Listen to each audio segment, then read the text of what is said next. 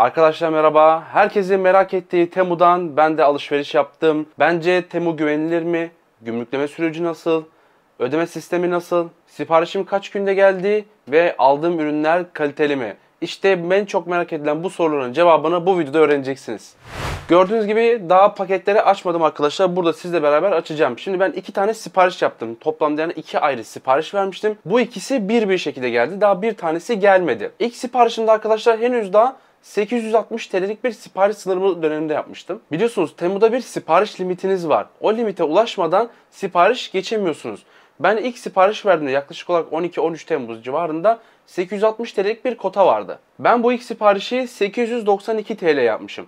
Ardından arkadaşlar birkaç gün sonra sipariş limiti 1500 TL'ye kadar çıkmıştı. İkinci siparişim ise 1448 lira 50 kuruşluk bir sipariş geçmiştim. Sonra 1700 şu anda da arkadaşlar 4 Ağustos'ta çekiyorum ben bu videoyu. Bildiğim kadarıyla 2000 TL'nin altına maalesef Temu'dan sipariş geçemiyorsunuz. Ücretsiz kargodan faydalanamıyorsunuz. Çok farklı cihazlar aldım arkadaşlar. Hepsini çok merak ediyorum. Gelin sizle beraber hem ne kadar almışım, fiyatında hak ediyor mu bunları tek tek inceleyelim. Şöyle masayı işgal etmesin, paketi bir aşağı indireyim. İlk ürünümüze geçelim. Ben bunu kızım için almıştım bu çantayı arkadaşlar. Hemen bu çantanın size bir fiyatını söyleyeceğim. Ben bu çantayı arkadaşlar 111 liraya almışım. Şu anda ise 186 liraya çalışıyor.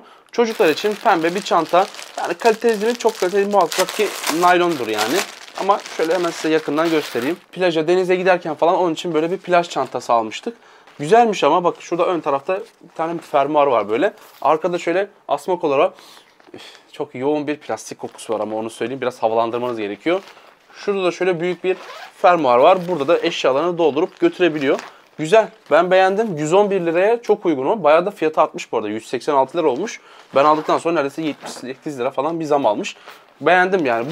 Bu çanta benim için geçerli. En çok merak ettiğim ise gözlük temizleyici veyahut da arkadaşlar bir nevi yani takı, aksesuar temizleyici olarak geçen bu cihaz arkadaşlar. Şu anda mesela ben bunu 195 liraya almıştım. Şu an almak istersem 433 lira olmuş. Bayağı fiyat artmış arkadaşlar. 195 lira diye ben fiyatı uygun diye almıştım. Burada işte gözlüklerinizi, aksesuarlarınızı, takılarınızı bu cihazla arkadaşlar temizleyebiliyorsunuz. Yani dezenfekte edebildiğinden bahsedilmiş. Şöyle 4 tane vantuzlu ayağı var. Oturduğu yere sabitliyor. Şurada bir tane led ekranı da var. Ben size bunu çalıştığı halde yakın gösterimlerini de yapacağım. Bir tane Type-C bu arada. Type-C şarjı da geliyor şurada. Bunu da test edeceğiz. Bakalım nasıl verim alacağım. Merak ediyorum. Burada arkadaşlar ben hızlı bir şekilde paket açılışı yapacağım size. Gelelim arkadaşlar telefonum için iPhone 12'ye bir tane MagSafe'li kılıf aldım. Ben bu kılıfı 52 liraya almışım. Şu an almak istersem de 71 lira olmuş. Yaklaşık olarak 19 liralık da bir zam almış. Ben bu kılıfı yani bayağıdır aynı kılıfı kullanıyordum. Bir farklılık olsun istemiştim. Şöyle siyah mat bir kılıf aldım. 51 liraya da kılıf yok arkadaşlar. O yüzden hazır sipariş geçiyorken affetmeyin dedim. Stüdyom için en gerekli eşyalardan biri. Biliyorsunuz yüzlerce bana cihaz geliyor. Bu cihazların kabloları vesaireleri falan aşırı derecede şu çekmecelerimde var ya bir kablo kirliliği var. Görmeniz lazım. Çıldırıyorum ben. Nasıl toplayacağım diye. Böyle çok güzel bir organizer çanta buldum.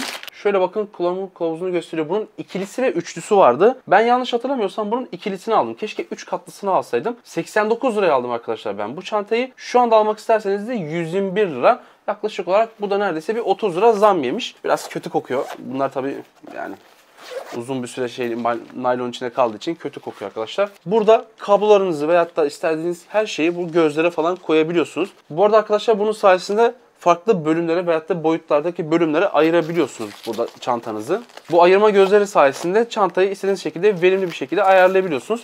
Güzel, ben beğendim. 89 liraya gayet de alınabilecek ideal bir çanta. Tüm kablolarımı işte ıvır zıvır cihazlarımı falan bu çantanın içerisinde tutarak en azından bu kirlilikten kurtulmamı sağlayacak. Evet, devam edelim. Evet, buldum. Şarj kablosu kılıfı yani şarj aleti çantası diye geçiyor bu. Hemen size bunun fiyatını da söyleyeceğim. Ben bundan 2 tane aldım arkadaşlar ve kendime ve eşime 2 tane aldım. İkili bir şekilde arkadaşlar 51 liraya aldım bunu. Bir tane siyah bir tane mavi aldım. Şu an almak isterseniz de 129 lira. Bayağı da fiyatı artmış bunun, çok artmış fiyatı. Burada mesela işte şimdi şarj aletiniz çantanıza koyuyorsunuz, orada zarar görüyor, takılıyor, kirleniyor gibi mesela bunlardan maruz kalması istemiyorsanız bakın burada isterseniz adaptörünüzü şu kısma koyabilirsiniz. Kablonuzu da buraya sarıp bu çantanın içerisinde muhafaza ederek çantanızın yanına götürebilirsiniz. Güzel, pratik bir şey düşünmüş. Yani hem şarj aleti hem de mesela Bluetooth kulaklığınızı bunun içine koyup saklayabilirsiniz. Yani farklı eşyalarınızı bu saklama çantasının içerisinde muhafaza edebiliyorsunuz. Evet, bu paketi bilmiyorum. Dışı siyahla sarılmış komple. Bakalım neymiş, şöyle bir açalım. Bunu kızımız için aldık aynen. Şimdi doğadaki bazı şeyler mesela böyle yakından incelemesini istiyor. Öğretmen hatta onunla ilgili bir ödev vermişti.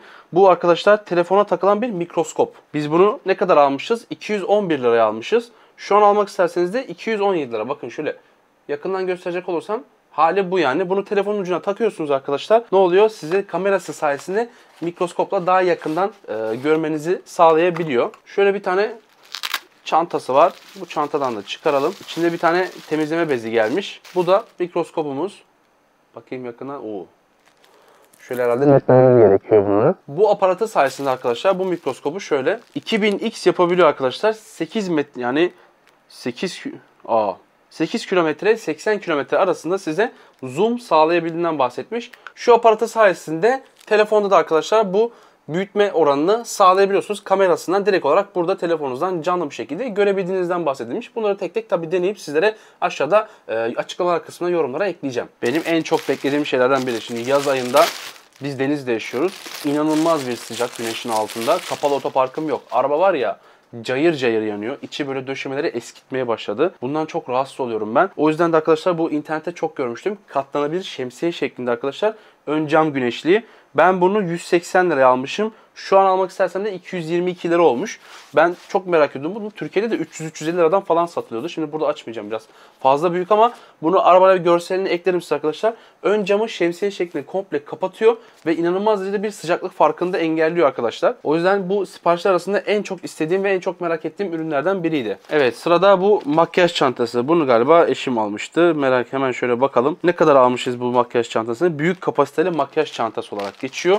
108 liraya almışız biz bunu. Şu anda ne kadar? 103 lira. İlk defa bir fiyat düşmüş. Çok şaşırdım. Fiyat düşmüş. Bildiğim kadarıyla bunu talep edebiliyorsunuz arkadaşlar. Fiyat düzenlemesi kısmından aldığınız bir ürün siz aldıktan sonra ucuzladıysa bu farkı size Temu kupon olarak geri ödeyebiliyor. Şöyle bir tane çanta arkadaşlar. Makyaj çantası. Kendisi için kullanacakmış. Biz de siparişi verdik. Şöyle güle güle kullansın. Hemen devam edelim. Arabam için detay temizlik fırçası. Ben bununla bayağı güzel detaylı bir temizlik yapma hayalim var. Umarım yapabilirim. Ama 40 liraya aldım arkadaşlar. Normalde bunların tanesini 80-90 liraya satıyorlar Türkiye'de. Ben buradan 5 tane farklı boyutlardası olanları 40 liraya aldım. Malzeme kalitesi ne kadar yumuşak. Şimdi yüzeylere zarar verir mi? Evet. Fırça uçları biraz sert. Şimdi hiç daha detaylı fırçada da temizlik fırçası görmedim. Onların uçları ne kadar yumuşak ne kadar sert bilmiyorum. Kokusu var ya berbat ama yani. Ama güzel oldu. Şöyle 5 tane detay temizlik fırçam oldu. Özellikle arabamda mesela böyle köşelerde falan derinlemesine temizlik yapmak istediğim yerler vardı. Bu fırçalarla onları yapmayı hayal ediyorum. Umarım yapabilirim. 40 liraya aldığımı söylemiştim. Şu an almak istersen de 71 lira olmuş. Bu da 31 TL'lik bir zam almış. Evet, devam edelim arkadaşlar. Şöyle yapıştırılabilir karikatürler. Bunu da kızım için almıştık yine oyuncakla. Çok tatlı gözüküyor. İçine mesela zürafa çıkmış. Şöyle bir tane de mor zürafamız var. Bir tane turuncu zürafamız var. Bir tane daha mor zürafamız çıktı. Şurada arkadaşlar yapışkan vantuzlar var. Bunu izninizle yapıştırdığınızda böyle uzayabiliyor kolları. Bir tanesini şöyle göstereyim sizlere. Çocukların çok sevebileceği şeyler bunlar. Ne kadar almışım arkadaşlar? Ben bunu 21 liraya almışım. 3 tanesi toplamda 63 liraya almışım. Yani para değil açıkçası. Şöyle bak. Uzayabiliyor da kolu. Bunu böyle tak diye yapıştırabiliyorsunuz istediğiniz yere. Güzel, eğlenceli bir oyuncak. Şu anda tanesi 26 lira olmuş. Ben aldığımda 21 liraydı. Bu da tanesi 5 lira. Bir gibi zam almış. Bizde, şimdi marka ismi söylemeyelim, elektrikli bir diş fırçası var. Onun yedek uçları. Şöyle 4 tane. Türkiye'de bunların tanesi 80 liraya satılıyor arkadaşlar. Biz bunun 4 tanesini ise kaça almışız? 48 liraya almışız toplamda. Şu an almak istersem de 68 lira. Bu da 20 lira zamlanmış. Yani fiyat olarak çok uygundu. Orijinale kadar kaliteli mi bilmiyorum. Kendi üzerinde tabii markası yok ama 4 farklı şöyle uç aldım. Ama size bir şey söyleyeyim mi? Bak, benim aldığım kendi markasının olduğu uçlara göre bir tık daha kalitesiz olduğunu söyleyebilirim ama orada tanesi 80 lira, yani toplamda 4 tanesi 320 lira alırken burada 4 tanesi 48 lira almışız. Tabii ki de fiyat farkı var. Devam edelim. Çok güzel. Şu anda kullandığım aktif olarak Xiaomi'nin Mi Band 8 Pro akıllı bilekliğim var. Üzerine çıkan orijinal kordonlu kullanıyorum. Farklı bir kombin yapmak istediğim zaman farklı bir kordonum yoktu. Bu da şöyle bakın, hasır örgü mavi bir kordon aldım. Bunu Mi Band 8 Pro için kullanacağım. Çok bekliyordum bunu. Çok hevesleniyordum. Bunu birazdan saatine takıp deneyeceğim. Devam edelim. Az önce bahsettiğim siyah olan şarj kılıfının mavi eşi arkadaşlar. Bunu 2 tane almıştım. Bu da mavi yani. Biri benim, biri eşimin olacak. Şimdi buradan devam edelim. Bu da evet. Bu da kızımız için biz bir tane mıknatıslı oyuncak seti almıştık Amazon'dan. 900 küsür lira arkadaşlar. Onun ekstrası, yani daha da fazla farklı blok yapmak isterse diye, onların tanesi de 250 lira falandı. Hatta 250-300 lira falandı. Bu arkadaşlar aynısı ne kadar burada? 134 liraya almışız biz bunu. 12'lisi arkadaşlar. Ekstradan buna daha da istediği şekli büyütmesi için manyetik blok olarak geçiyor bunlar. Şöyle manyetikler birbirlerine yapışabiliyorlar. Büyük ve küçük üçgen olacak şekilde. Bize bir tane 6 kare, 6 tane de üçgen göndermişler. Burada biraz daha böyle büyük şekiller yapmak istediğinizde destekleme olsun diye aldık bunu. Bu arada bu ürün üretimden kalkmış. Evet, benim aldığım satıcı artık bunu satmıyor. Ama ben güzel bir fiyat aldım düşünüyorum. 134 TL'ye aldım. Bu arada arkadaşlar, aldığım her üründe linkini aşağıya açıklamalar kısmına ekleyeceğim. Eğer ki hoşunuza giderse siz de satın alabilirsiniz. En çok merak ettiğim ürünlerden biri. Kendime bir terlik aldım. Ama çok farklı bir terlik arkadaşlar. Bunun altı böyle yumuşacık, bubble diye geçiyor. Ne kadar aldım ben bu terliği derseniz de ben bunu 250 liraya almıştım. Şu an almak istersem de hiç değişmemiş. Fiyat hala aynı. 250 lira arkadaşlar. Şöyle göstereyim size terliği. Bak, şöyle alt kısmını görüyor musunuz? Bak, bubble. Yumuşak yumuşak böyle baloncukları var. Tamamıyla naylondan bir terlik. Kaliteli mi? Yani idare eder. 250 liraya bir terlik ne kadar işte bekliyorsanız, yani Crocs'ların 1000 lira olduğu bir dünyada yaşıyoruz. Ama şu an ayağıma giydim. Bayağı da iyi oldu. Yani iyi. Rahat gibi ya. Bunu tatilde, sahilde falan giymeyi düşünüyorum. Tipi falan çok hoşuma gitmişti. Çok güzel gözüküyordu. Bakın size şöyle yakından gösterebilirsem. Tasarımı tarzı çok hoşuma gitmişti. Ben de 45,5'unu aldım arkadaşlar. Güzel, gayet iyi oldu ayağıma. Ama çok kaba. Bayağı iri bir terlik yani. Malzemesinden kaynaklı herhalde. Ama hoşuma gitti, güzel. En çok merak ettiğim ürünlerden biriydi bu. Güzel, beğendim bunu. Bu terliğimin de hoşuma gitmesini daha da iyi oldu. Bitmedi, daha çok şey aldım. Bu ne? Evet. Bunu da kızım için 50'li toka seti olması lazım. Bu var ya, hiç İnanamayacağınız bir fiyat. Hemen size onu da söyleyeyim. Çok komik bir fiyatı var bunun da. Ne kadarmış? 50 tane mini saç tokası 44 lira 48 kuruş arkadaşlar. Tanesi 1 liraya bile gelmiyor. Yani 90 kuruşa, 95 kuruşa falan geliyor. Bunu da evde kullanmış ama 50 tane var mı? Biraz sayısı beni şüphelendirdi yani. Bu 50 olmayabilir. Sayacağım bunu, tam mı değil mi merak ediyorum. Son 2 ürünüm kaldı. Hemen onu da sizlere göstereyim. Bu da arkadaşlar kızlar için böyle örgü bir saç tokası olarak geçiyor. Benim kızım bunu çok seviyor.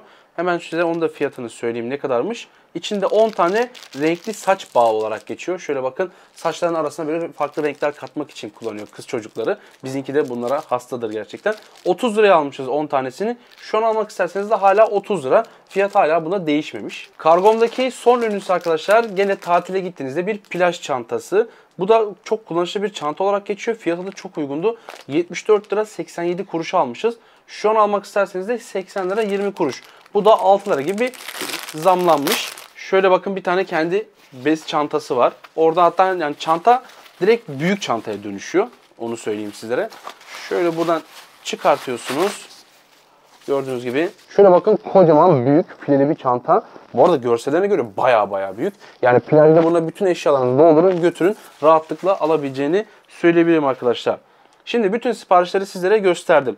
Ben toplamda 892 lira, bir de 1448 lira, yani neredeyse 2500 liralık bir sipariş verdim. Ben bu siparişlerin ilkini 12 Temmuz'da, ikincisini 13 Temmuz'da geçmiştim. 22 Temmuz'da gümrüğe ulaştı ama tam 10 gün. Bu arada arkadaşlar, diğer tüm arkadaşlarımla beraber verdiğimiz siparişlerde Temu'dan gelen tüm siparişleriniz gümrükte 10 gün bekliyor. Hepsi tam standart 10 gün bekledi gümrükte. Ardından bana hepsi 3 Ağustos dün teslim oldu. Bir tane daha paketim var. Onu yaklaşık bir 3-4 gün sonra sipariş vermiştim. 17 Temmuz gibi. O da şu anda gümrükte tahminimden 10. gününü bekliyor. Şu anda 8. günü, 2 günü daha var. 2 gün sonra da onun geleceğini düşünüyorum. Orada da farklı cihazlar almıştım.